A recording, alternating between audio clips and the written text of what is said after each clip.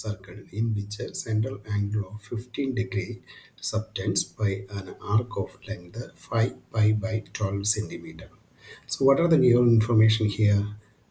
Theta is 15 degrees given, and that we should convert it into radian measure. In order to convert it into radian measure, we need to multiply with pi by 180.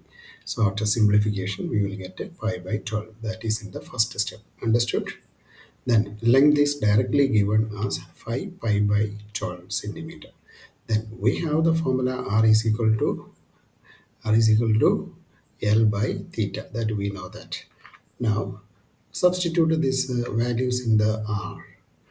Then R is equal to L is nothing but 5 pi by 12 divided by theta is pi by 12, which is equal to, after cancellation, 5 pi by 12 into 12 by pi. We will multiply with its reciprocal.